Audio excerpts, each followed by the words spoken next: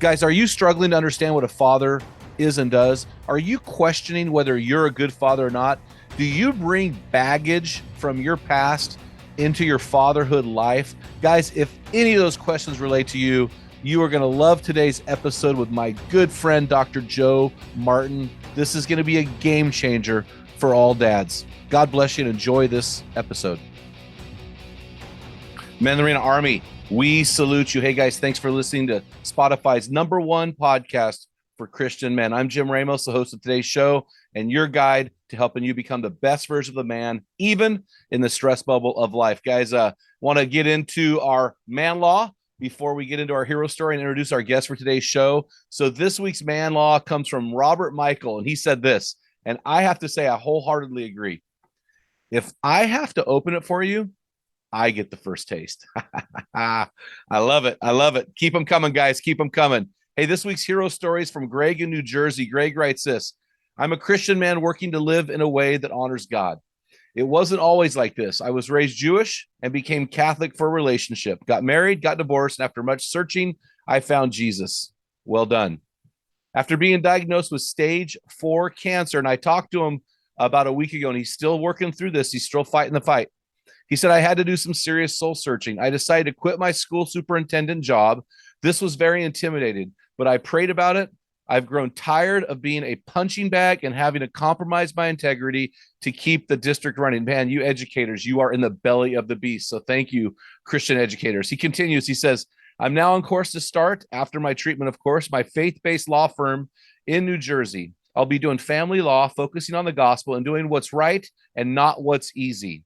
Your show has given me a lot of courage to get off the sidelines and onto God's team. I appreciate the hard work you put in, and I appreciate the men that you are. Thank you, Greg, for that. Guys, Greg and Robert, hit us up at info@meninthearena.org with your physical address. We want to send you some swag just to say thank you. Stay in the fight, guys. Hey, guys, I'm excited to introduce to you my old friend, Joe Martin. Dr. Martin is a widely known speaker and writer. He's devoted to building men. He serves as a guest columnist for several national online publications for men and has spoken to more than 750 businesses, organizations, churches, and schools.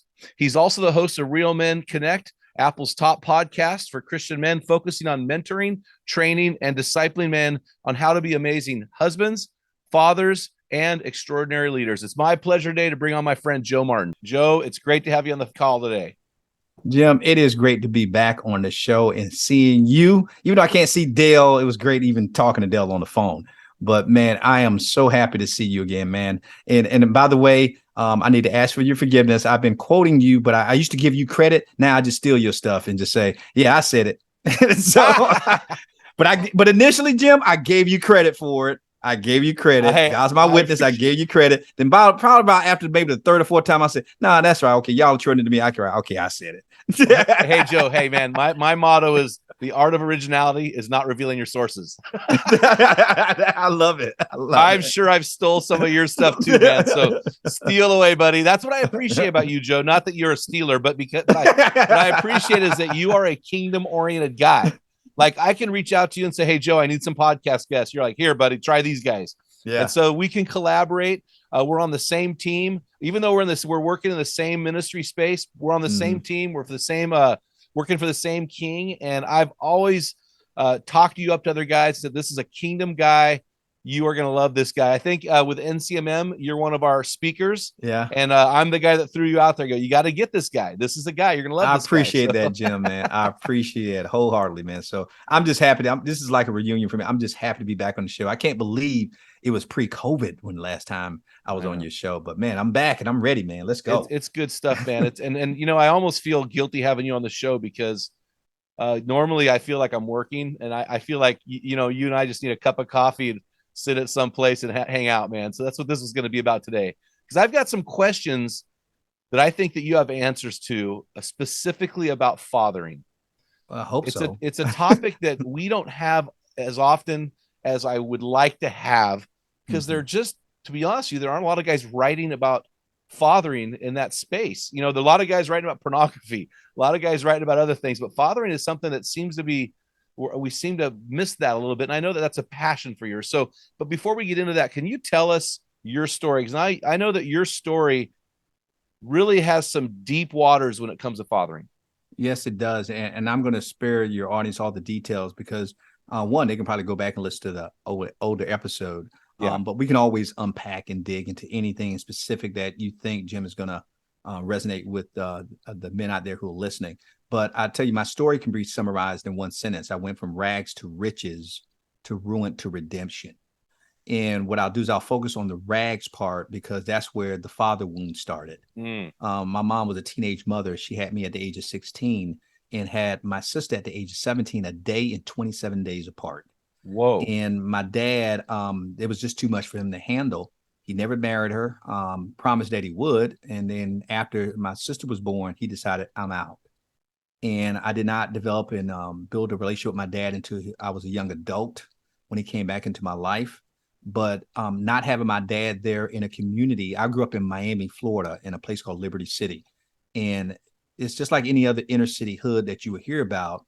But I was exposed in a community that was so diverse in cultures, but yet I didn't meet a white child till I was 12. Whoa. Because the hood that I lived in was so big, Jim, that we had two malls and 5 high schools in this hood. And I lived in Miami and never saw the beach.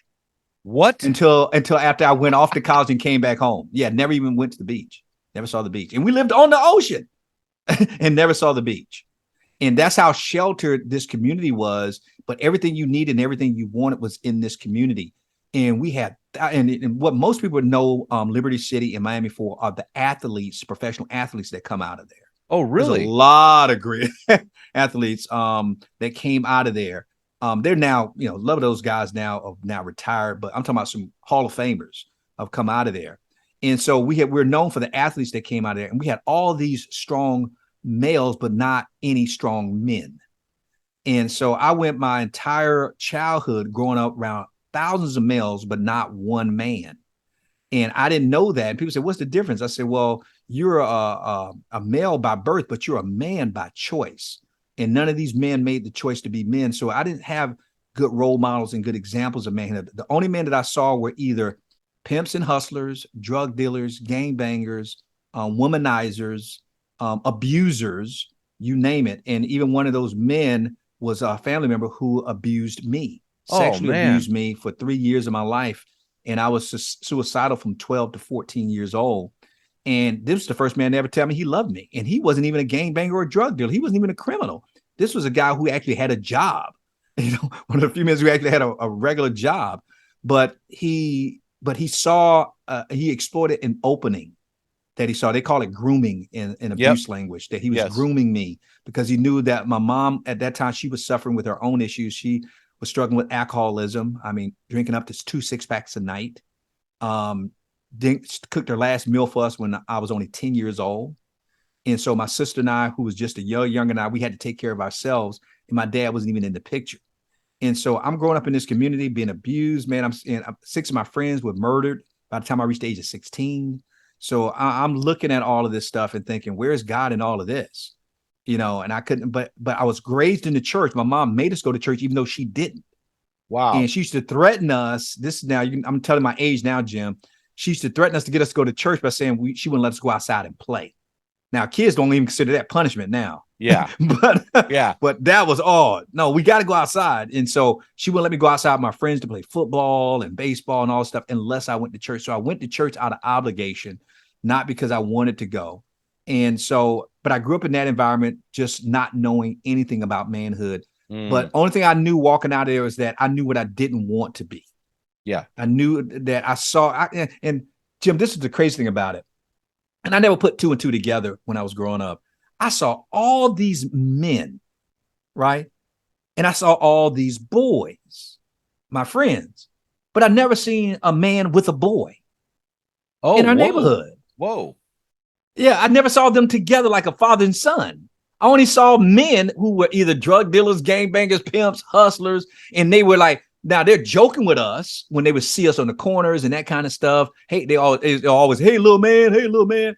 But I never saw them with a son. Wow. And it was only one. And what made me realize that was when I graduated from college and I recognized that I only had one friend in my whole community who had a mom and a dad in the home, and their home was dysfunctional because their dad was he was a bootlegger of videotapes. Again, dating myself. He used to bootleg videotapes, and his mom ran numbers. And so that was the only model of marriage that I saw. And he had two sons. Both of those sons ended up in prison.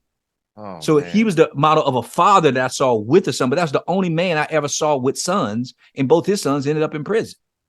And so that was and I'm just telling you the rags part. I'll spare you all the other stuff, but that was the kind of environment I grew up when it comes to fatherhood. I didn't see it. I didn't know what a father was. I just know what I didn't want to be. And the problem with not knowing what you would never be what God wants you to be, trying to avoid what you don't want to be. Yeah, for sure. You need something you need a vision.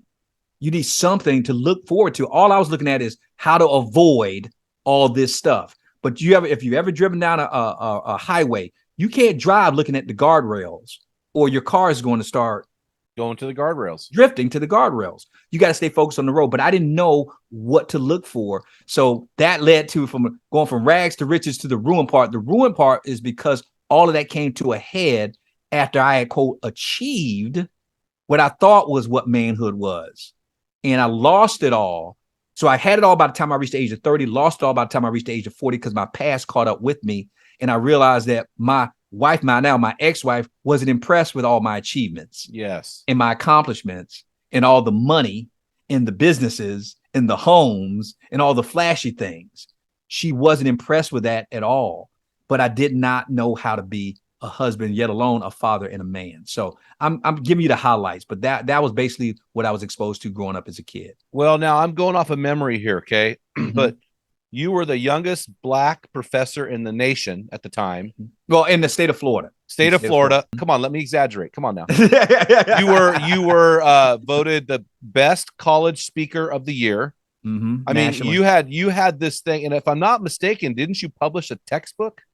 Well, no, not a textbook. By the time I reached the age of 30, I had already published 2 books in education, and now I think we're up to now maybe 12. I've co-authored at least now. Okay, I got you. So you had all this success. Oh yeah, and it collapsed because this was a powerful statement, man. You talked about the guardrail.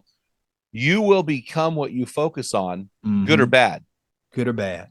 And you were focusing on what? The bad. What I didn't want. What I was trying to avoid. Yeah, yeah. I don't want to be this deadbeat. I don't want to be this womanizer. I don't want to be this abuse. And guess what? That's what I became. Because like you said, Jim, I got what I was focusing on. Trying not to be that.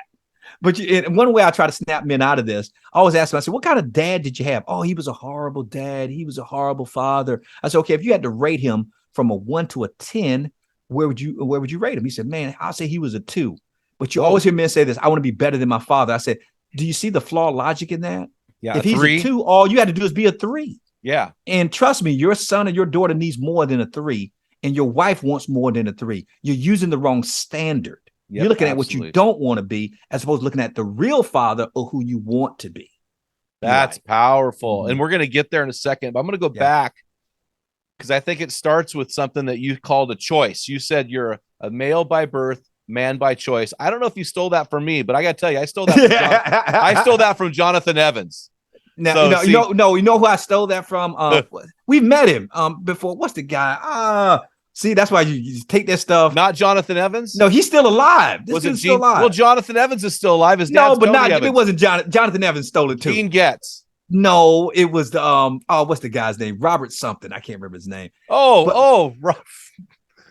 know what I'm talking about. Yeah, he wrote Modern Day Night. Modern Day Night. Robert Lewis. There it is. Okay, that's there you go. Yeah. We've had him on the show. I'm sure you have to. So male by birth, man by choice. Mm-hmm. What choice is it that a male makes to become a man? What is the choice? That the choice that he makes is that he's going to mimic and imitate the Father. He's going to be what Jesus Christ was and what the Father represents to us. We are the pastor, priest, and prophet of our home. So while I'm looking at my dad who left, who never sent a birthday card, never sent a Christmas gift, never was there to tuck me in the bed, never said a prayer with me, never told me he loved me, never gave me a hug, never. I'm looking at that dad when I'm not looking at the Father that in spite of me, he was always there, that he was there to listen. He was there to correct. And so I want to learn, if the choice I'm going to make is I'm going to be like the Father and how he Yes. fathers me. Now, I'm always going to fall short of that, but what a great standard to fall short of. Yeah. That if I can't make it to that kind of, if I can't be the perfect father, at least be as close to that father as I possibly can. And that changed everything. But at the same time, you have men out there who will say that and they'll see that and they'll say, okay, then I don't need anybody. I just need to focus on Jesus. I just need to focus on Jesus. But guess what? God is going to surround you with some men who are walking this out that you can say, hey, help me along this journey as we all pursue being like more like the real Abba Father, So that's what I Yes. needed. I needed some men to come alongside of me and who are a little bit ahead of me to point me back there and say, this is how the Father loves you. I had to get a right view of God himself. Now, the God, not the God I want, the God who is. Yep. And then I had to understand my identity in the Father, of how he sees me, not what I thought my dad thought, not what my environment told me, not what the culture says, not what my race says, but what does the Father say about me? Yes. I needed to come in line with that identity.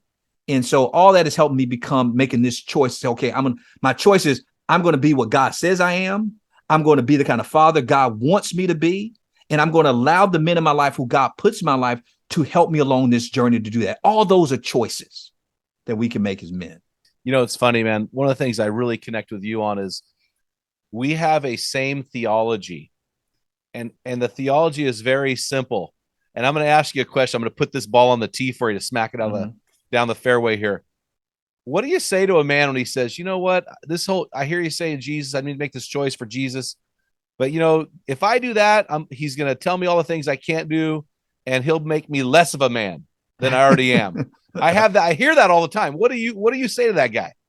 Because they have a wrong view of the Father. Absolutely. Yeah. If I always tell men and say, well, I can't do this, I can't do that, can't do that. I say, why don't you focus? Like Jim, you said it earlier. Focus on, if you get what you focus on. If you focus on the do's, you won't do the don'ts. Mm-hmm. No, what God is putting is, think about your own relationship with your kids.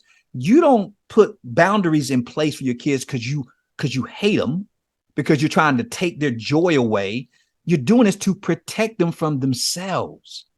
And because you've gone ahead of them and you have a little bit more experience than they do, that, wow, if they listen to you and follow that instruction with love, that guess what? You have their best interest at heart. It's not what he's keeping me away from, is what he's drawing me to. Mm-hmm. And so if we can have that kind of love for our kids, and as jacked up as we are, how much more does the Father love us to say, hey, this is what I'm putting in place for you to benefit you. This is my best for you. And you need to trust me with this. And so I would tell them, focus on the do's. You'll stop complaining about doing the don'ts.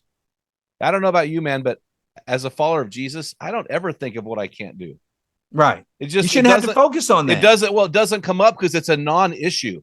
I want to be the best version in Christ that I can be. I focus on that, and I focus on glorifying God, and all the other things kind of fall away, right? Because they're redundant, or they're irrelevant to what I'm trying to accomplish as a man. So I really appreciate that perspective. It's just very, very powerful. So I know you have a real heart for men, a real heart for fathering. You mentioned your father. What are some lessons? What are a couple things you learned from your father? So maybe they're bad things. Oh, you know what? I need to preface this too, that my dad and I have a great relationship now. I had to do a lot of growing through that, Jim, with, we got to forgive. And we got to extend the same kind of grace and mercy we want God to give to us. And it took some time, but I was able to do that. And the last book that I wrote is called Man Accomplished. And it's 50 Challenges to be the man that God has called you to be. And in that book, Jim, I made a dedication to my dad. Now, all the books I've ever written, I've never dedicated a book to my dad. It was always to my wife or my children and my students who I taught when I was a professor and all this other stuff. But this one I wrote to my dad, and I dedicated it to my dad. And I'm paraphrasing it because I don't have the book in front of me. But I said to my dad, I said, I know that when you look back at your life, you have a lot of regrets about being a dad. And I said, but I want you to know that I am so proud of you, because you have demonstrated to me, and this is the positive, Jim, you have demonstrated to me it is never too late to become the man that God has called and created you to be. Yeah, Because Jim, you could absolutely. have never told me my dad, we would have a relationship today. You never would have Wow. told me that when I was growing up. But I've watched him over the years, and I've watched that hard heart of his soften. And now he's not where, well, no, from our standpoint, we know more of this growing in Christ and maturing in Christ. He's still a babe in Yep. Christ. Yeah. And so I know that. But what I see is that he's not where I would want him to be, but he's not where he used to be. And I see that he's moving in the right direction. And my mom passed away 3 years ago, Thanksgiving Day, on Thanksgiving Day, man. Oh And man. yeah, Oh, I'm yeah. so sorry. And so my dad was there for me when she passed, and my mom had already forgiven him and reconciled with him. It took longer for me to reconcile with him than did my mom, you know. And so, but I told my dad, I said, Dad, Mom would be so happy to see that what this has become, because I Mm, saw that she wanted that even when she was alive, yeah. and I was just so resistant to it. And but I watched my dad become the man that God wants him to be as a father, and he's not doing it perfectly. But if I had to say what I've learned from my dad, it's never too late. It's never too late to be the man God called you to be. And if I had to look at it from another standpoint, what I learned not to be from my dad is to, I would say, how would I put this? That you don't have to be everything for your child. You just got to be there for your child. Yes. See, he's thinking he's not coming back in our lives because he's not able to do this, he's not doing that. Well, why not just be there? And I think, and you've had Patrick Morley on your show. I love something Yep. that Patrick Morley put in one of his books.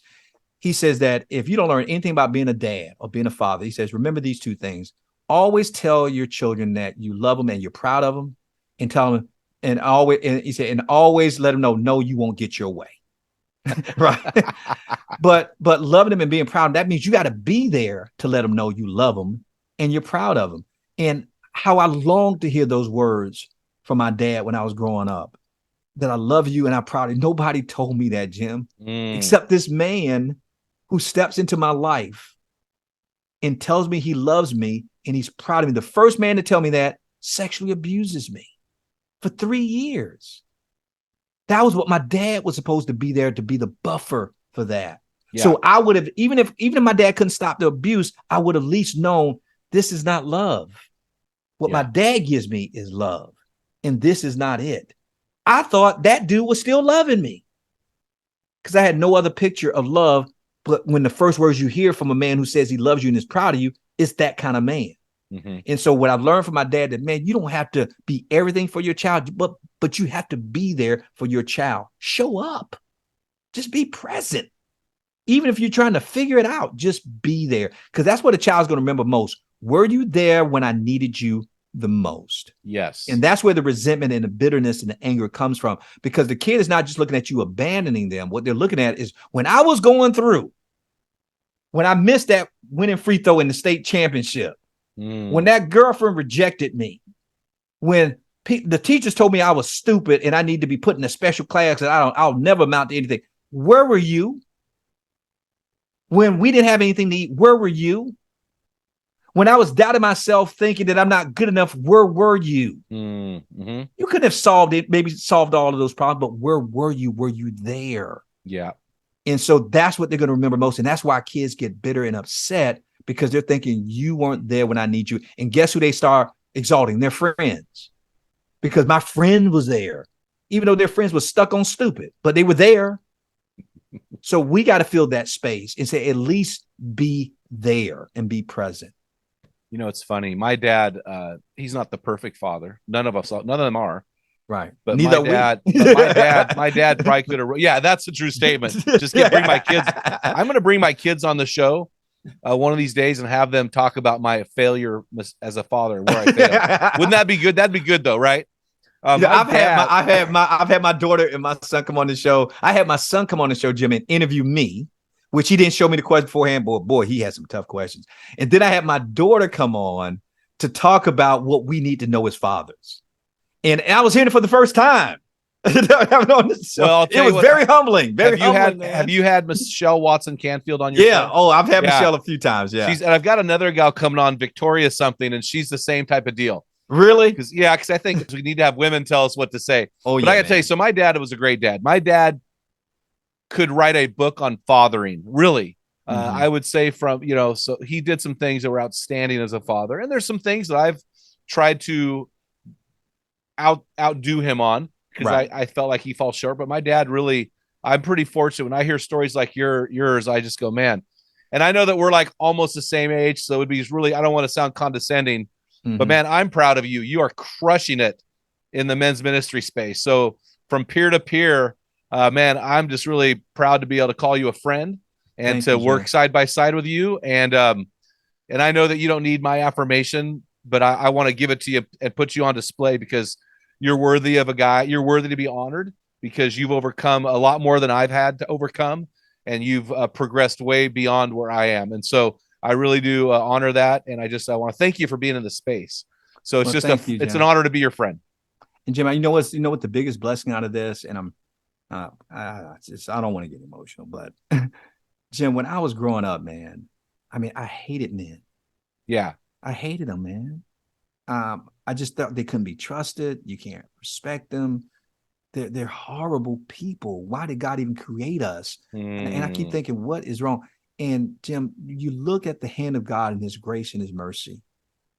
Jim, I had no idea when I was complaining to God about God. I remember telling God, why won't you bring some man in my life that I can trust? Why don't you help me? Why are you not listening to me? Why do you let me why are all these men doing this to me? God, why aren't you just ignore me? God, don't you love me? Jim, I had no idea that I was going to be here. And the number of men like you who are doing the work that you're doing in ministry, and the other men who are doing similar work in this space that what we call men's ministry, that I can call friend, and that I can connect with. Jim, I feel so bad. Like, God, I'm so sorry that I was doubting you. Now he's giving me more than I could handle. Yep. You know, I have 6 spiritual fathers, 6. And I'm thinking either God knew I'm really needy or he went beyond. He said, you are complaining because that I don't send you one. I got something for you. And gave me 6 that I'm just, wow, what did I do to deserve this? So that's interesting, Joe, because 4 years ago, you had shared that you had 4 or 2 and one had just died. Right. So you went from 2 to 1 and now you're up 5. So, which brings up another point. When we ask God to do something, he answers our prayers through the hands of other people almost every time. Yeah. And so for you, God has come along decades later and said, hey, listen, man, I'm going to give you everything you asked for times 6. So it's really cool. So what are some things you talked about your kids coming on the show? Yeah. What are some things that you are doing differently as a father, besides obviously showing up? What are the things? Because your kids are what, 9 and 10 years old? No. Now, my son 26, daughter 20. Oh my gosh! Yeah, man. Oh man. Okay, my kids out of the house, man. I'm empty nester, man. Oh, you're talking about kids. I thought you had little children. Your kids? No. I had them on the show when they were kids. Oh, okay. When they were still like in high school and middle school. Now they're. Well, my wife always says, you heard me, but are you listening? So apparently in this case, I wasn't. Now I haven't had them on the show since they become adults. Okay. But I had them on the show when I was launching the podcast and we're doing it. I thought, what could be a great show? And I put myself out there, like you willing to put yourself out there with your kids. I said, I didn't prep them for the show. They didn't prep me for what's going to happen. I said, let's do this and see what happens. Have my wife on the show, just let's do this and see what happens. And man, it's been such a blessing. And that's one thing I like about doing podcasts. Long after we're gone, Jim, unless they come up with some different technology, this stuff is going to be out there. Yep. And our kids, I don't know if that's a good thing or a bad thing, because you want them to kind of grieve and then get over us. Totally. But if they got to listen to your voice all the time, they're like, man, I can't stand this. I got to listen to, it's going to be hard for them to let go if they keep hearing your voice all the time. Yeah. So what are some things you've done? What are some things you did wrong with your kids? Oh man, my son asked me that question. Oh man, well he already knew the answer. I thought maybe no, but no, he actually thought I was going to say nothing. Oh, he thought I was a great dad. Yeah, my son was thinking, because because he always tell me he don't think he can be the kind of dad that I am, right? And I said, dude, you're gonna be better than me. He said, how can you say that? I said, Kendall, have I done it perfectly? He says, no. I said, so I messed up, right? He said, yeah. I said, now if you just do the things that I did, right, and don't do the things I did wrong, by default, you're going to be better. He said, man, Dad, I never thought about it that way before. I said, by default, you're going to be better just by repeating the good stuff and not doing the bad stuff that I did. But so he was shocked when I told him, but I was very transparent. He says, Dad, if you can do it all over again, what would you change? He said, he didn't think I did anything wrong. But then after I told him, he said, oh, yeah, I see. Well, and that's the thing that our kids don't realize is that one of the things that a good father does is he doesn't compete against his children. He puts his kids on his shoulders and says, now you go do better. Right. I want my kids, I've got one kid, he's 26 years old and just bought his second home. And I'm like, are you kidding? He goes, yeah, Dad, I'm getting ready to offer on a third. I'm like, are you kidding me? Yeah. He doesn't make any more money than me. I'm like, you're so much better at money than me. And so, we want our kids to excel, right? Right. So, yeah. So anyway, back to the question. Yeah. So he asked me, he said, Dad, what would you do different? I said, Kendall, that's easy. I said, number one, I said, I would have shown you more masculine affection. Oh, yeah. He says, huh? I said, Kendall, because of my own trauma in my past, I said, man, I wish I could go back. I would kiss you more. I would hug you more as a child.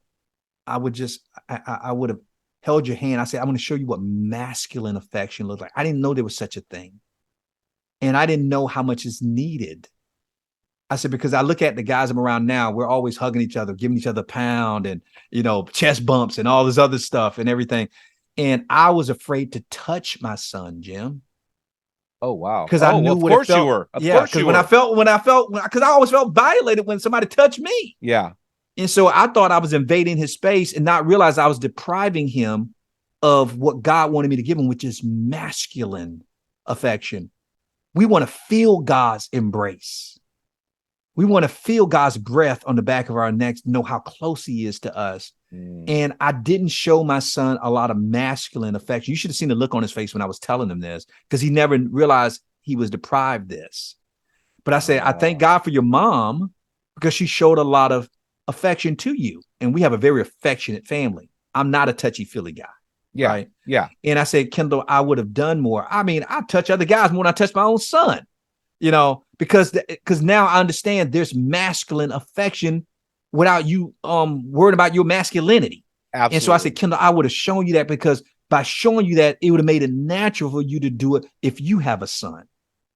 And so I don't want you to repeat what I did with your son, even though you love him, but touch him. Let him know what healthy touch is like, so he can know when it's unhealthy and when it's not safe. I said, my arm should have been the safest place you should ever be with a man, with me, with your father. And so he got real quiet. He said, Dad, I never thought about it that way. I said, Kendall, for that, I'm so sorry, man. And I said, please forgive me, because I just didn't know better. I didn't know better. And if I would have known better, I would have done better, but I didn't. I said, I was loving you out of my pain. Yep. But I didn't know how to love you that way. I said, I know now, but now you're grown. And now I said, I don't mind hugging you now, but man, I should have done it when you were younger. And I said, Kendall, the second thing that I would go back and change, I said, I would have instilled in you the importance of the relationship with other men that you need in your life, support of other men, accountability from other men, love from other men. He said, but Dad, but you were there. I said, see, that's the problem. Everything you wanted in friendship, you got it from me. What if something would have happened to me?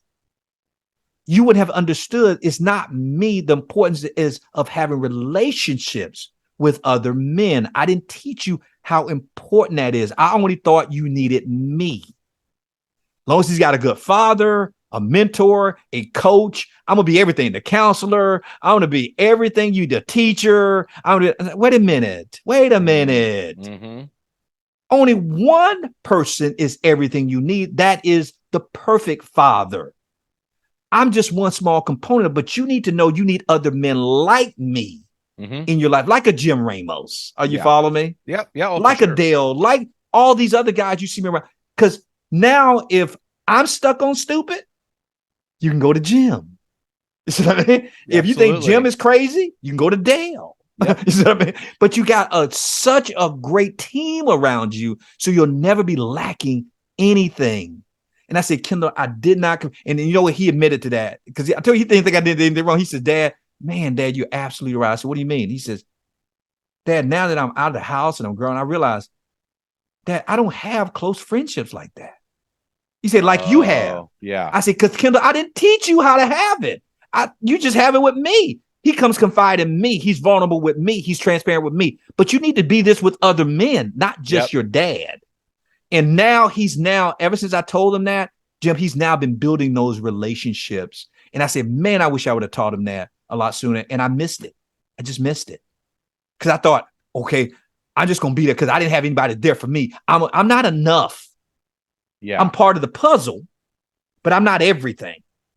He needs a lot. And you know, you've heard me say this before, Jim, that a man is only as strong as his team.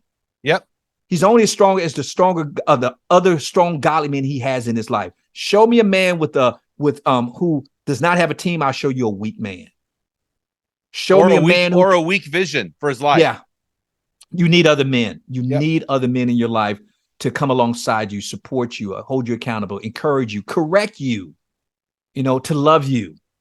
You need that. And now he's convinced, he knows it now. And I've connected him with a lot of other men, and now he's building those relationships. But I wish I would have known that when he was younger. That's a powerful statement, Joe. And guys, I want you to listen to what he said. And I'd never thought about this before. I'm not enough. Mm-hmm.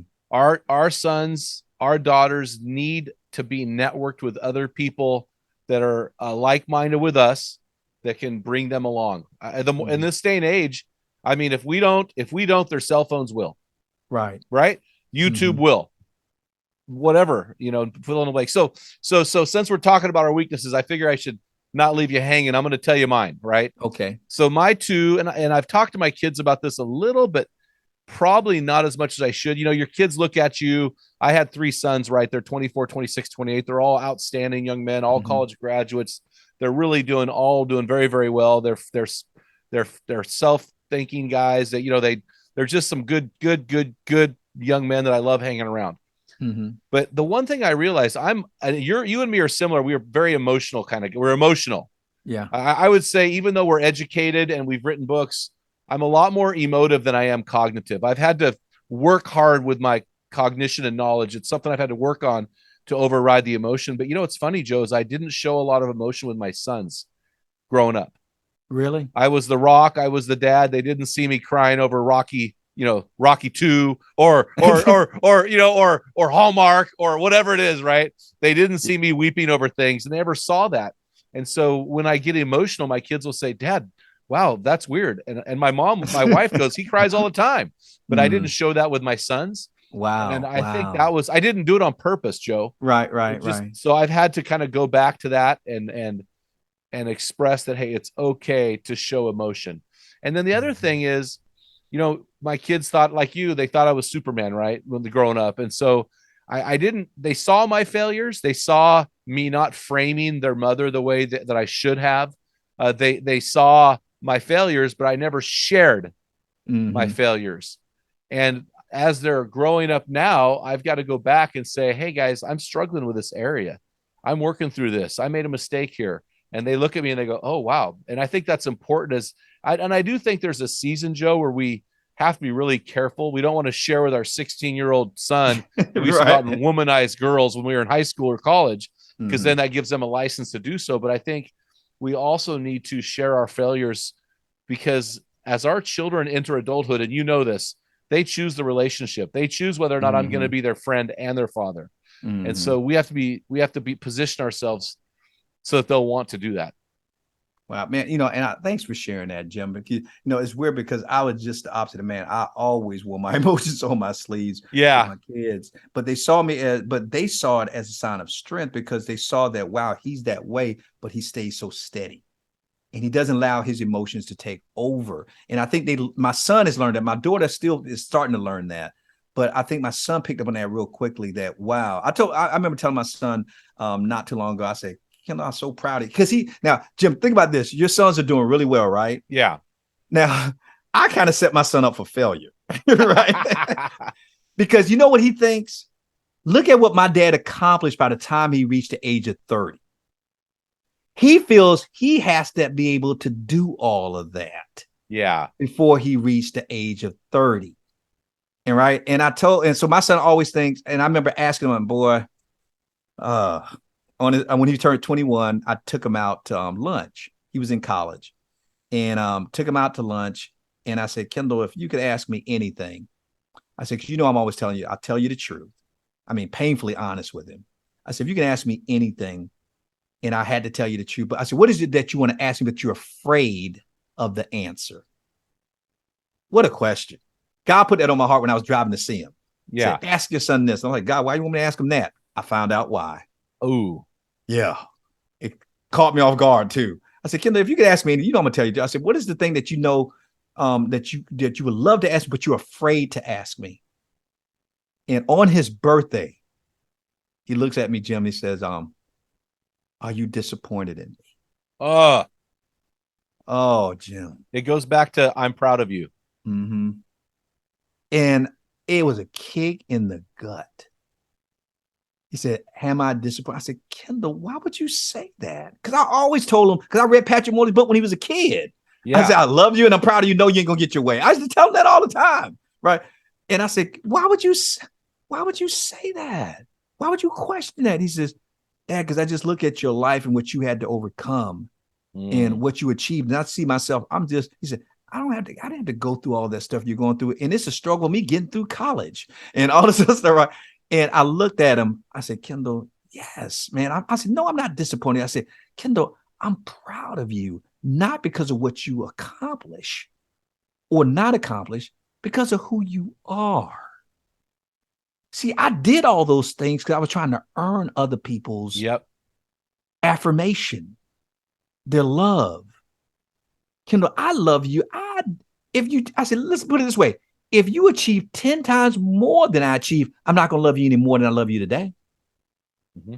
And if you never even come close to achieving what I achieve, I'm not going to love you any less than I love you today. That's how the Father loves us. We don't have to do to earn the Father's love. We just have to receive his love and live in that love. I had no idea he was walking around with that weight.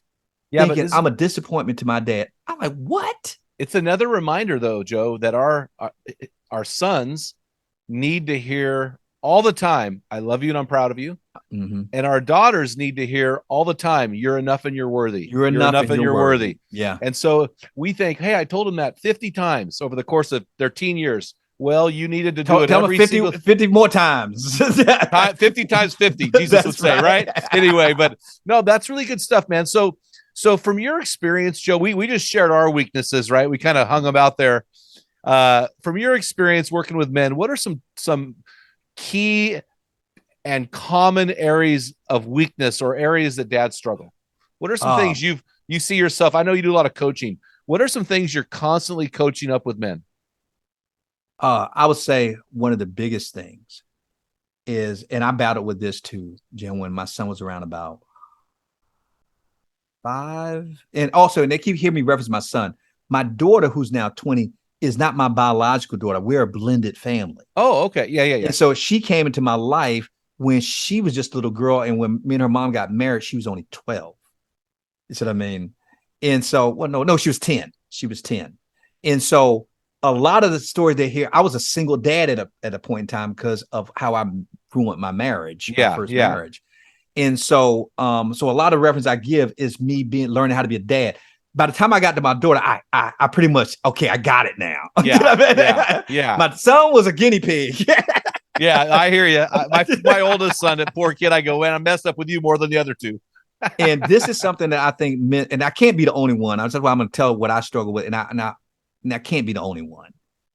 It got to a point, Jim, I was making so many mistakes as a dad, and I see men struggle with this too, that I started thinking I'm disqualified. In other words, I'm never going to get this right. When you start having to apologize and asking a 5-year-old, or when he's 4 or 3 for forgiveness all the time because you put your foot in your mouth, you lost your temper, you did something, because the Holy Spirit would convict me to go apologize and ask for forgiveness to a 3-year-old. You see what I mean? And so when you start doing that enough, you start thinking, man, I suck. Like that, right? I must be a horrible dad. And one of the things I see men struggle with, and at least I did, but I'm going to tell you what God told me when I went to God exasperated, just like, I'm done. Now, this makes no sense. I'm going to God telling God, I'm done with being a dad. How do you get done with being a dad? My son's 5. All right. And I said, I'm done. I can't do this. This is too much. I'm too much of an F up. You know what I mean? I can't make this thing. I can't do it. I can't do it. I'm done. God, I'm having a pity party, Jim. Yeah. I know men out there know they had it too. Don't act like you didn't. Oh, and when you just know you can't do it right. Right. Yep. And I'm like, God, I'm done. Oh, this wretched man I am. I can't do it anymore. God, you got to take this up. I'm just a horrible dad. I say, I can't do this. And the Holy Spirit says, great. What? I said, what? And the Holy Spirit spoke to my heart. He says, what? You tell me what you're struggling with. I said, I can't be what this kid needs me to be. I've never done this before. I don't know how to do this. I said, I keep messing up. He said, and you know why you're struggling and why you're messing up? He said, because you're trying to be the perfect father. I said, what's wrong with that? He says, there's only one perfect father, and that's me. But this will change my life. And I'm hoping to minister to somebody out there. He says, but you're the perfect father I chose for him. Yep, exactly right. 100% true.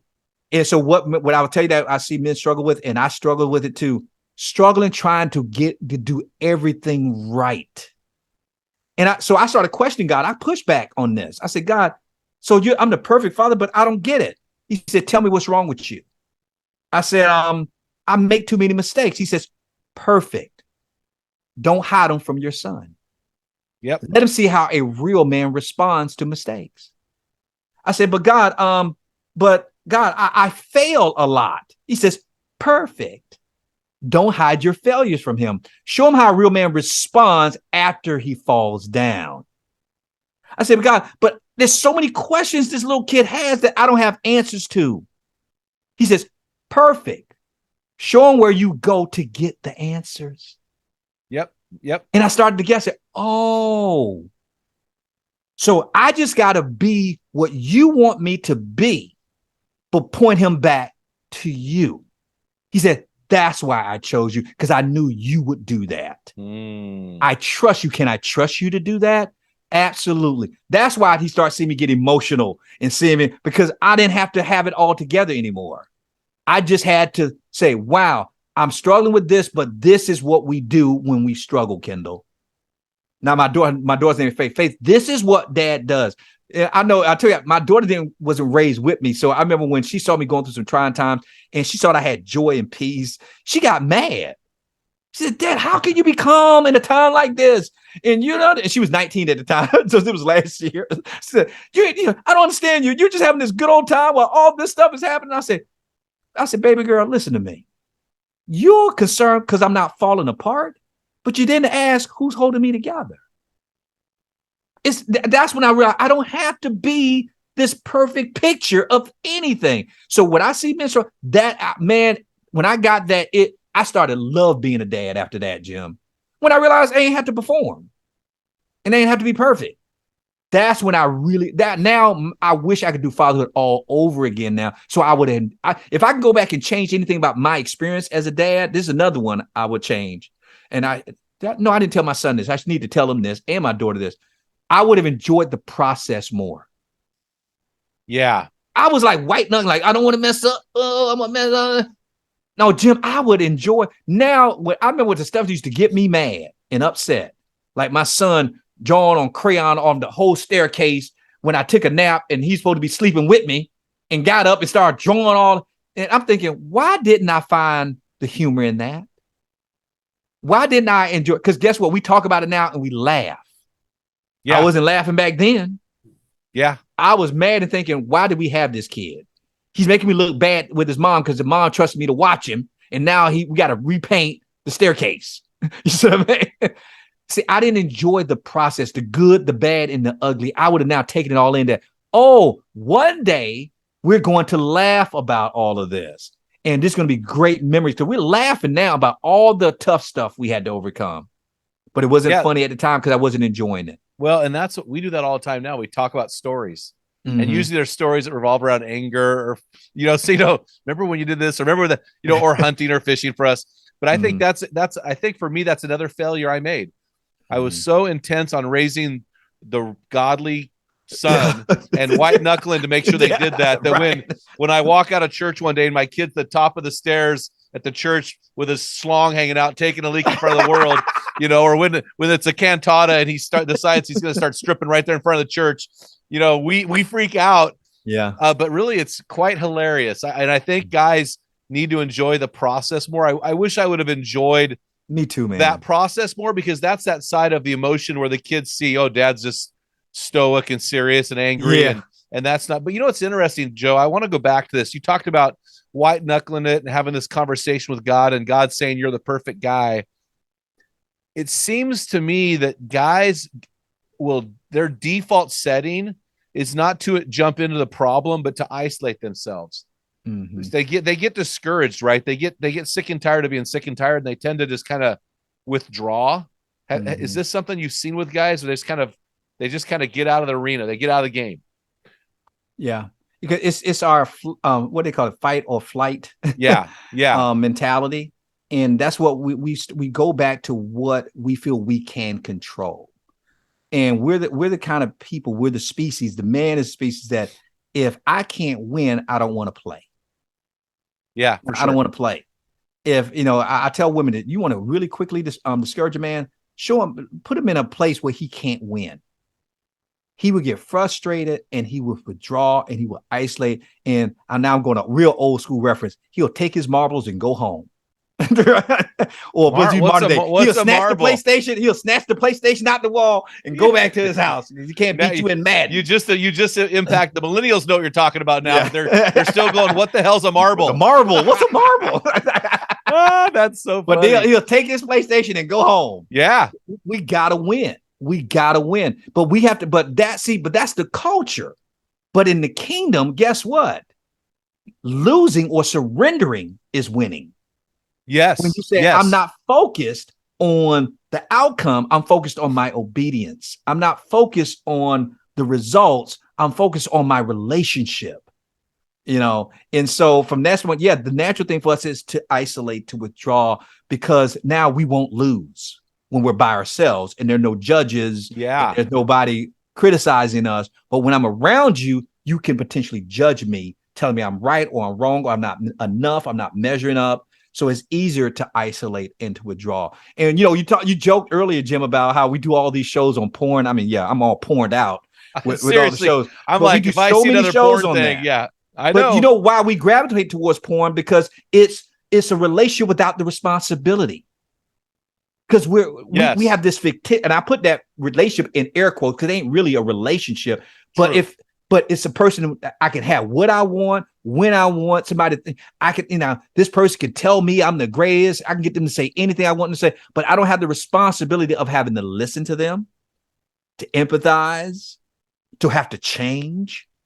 We don't want the responsibility that comes with it. So it's better to isolate. And why not? If I'm going to isolate, why not isolate with an image on a screen, or a woman in a strip club, or in a massage parlor? Why not isolate myself that way? So I'm paying to get what I want out of this, as opposed to dealing with reality, which means I'm going to have to suffer a little bit. Yes. Yeah. And I may not have instant gratification in doing so. In fact, you and I both know this because we have kids who are out of the house now. It sounds like you, like myself, are reaping the rewards of good fathering, because now we have great kids who are now adults who want to have a relationship with us. Yeah. But it's interesting. If I were to look at this whole podcast, we're winding down here. Mm-hmm. It, to me, this is what I love about your theology, man. It's simple and it's masculine. It sounds like I hear you saying, based on your conversations with God and based on your ministry model and based on what you just said today, that the best thing I can do to be a great father is to surrender my life to Jesus Christ. Is that what I hear you saying? Absolutely. 100% dead on, spot on, hit the target, through the wall. That's exactly what it is. That's exactly what it Pretty is. simple, isn't it?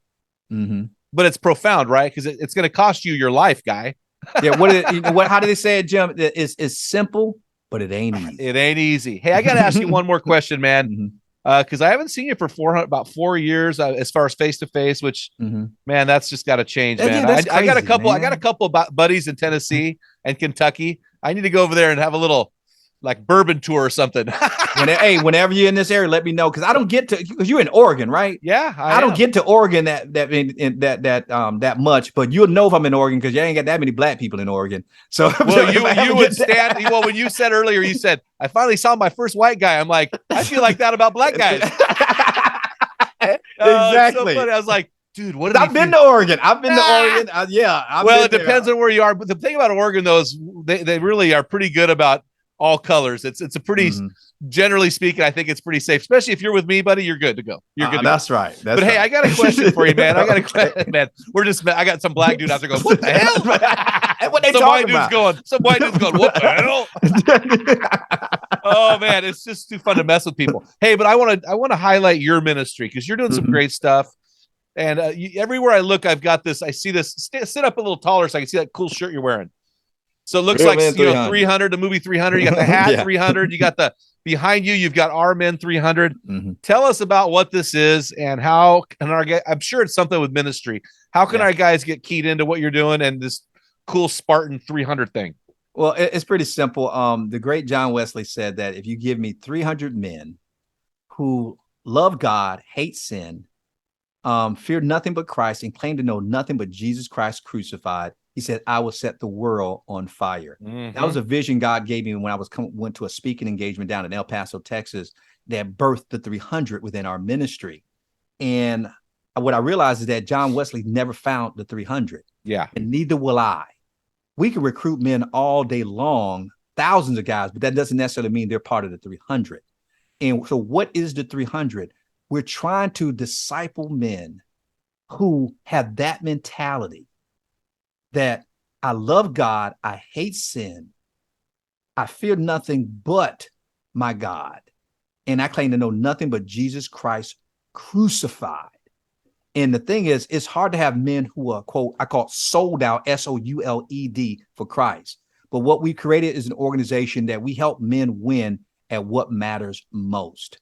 And that's loving, you said that 100%, that target, loving the Lord your God with all your heart, soul, and mind, that you have a personal, intimate relationship with him, loving and leading your family well, living your God-given purpose in your career, your ministry, on your job, taking it to the marketplace, and leaving a lasting legacy for the next generation. What we're talking about, fathering the next generation is coming behind us. And we do that in the area of community, through connection and building accountability bonds, man training and development, coaching and counseling to help guys with their past trauma. Because if you're going to I try to outrun my trauma, but if you're going to try to bury something, you better make sure it's dead first. Yeah, for sure. It's going to be like a doggone zombie coming back after you, chasing you down. And I had to eventually deal with that. And a lot of men just think, okay, that was in my past, I don't have to deal with it anymore. No, just make sure it's been dealt with, because what you don't deal with is going to deal with you. And so we provide all of that in that community to help create these disciples who will go make disciples of the next generation. That's the Real Men 300. And if they want to find out more about it, just go to realmenconnect.com. Think about this. Real men do what? They connect. Go to realmenconnect.com and you'll see a tab that says Real Men 300, and they can find out more about what we do.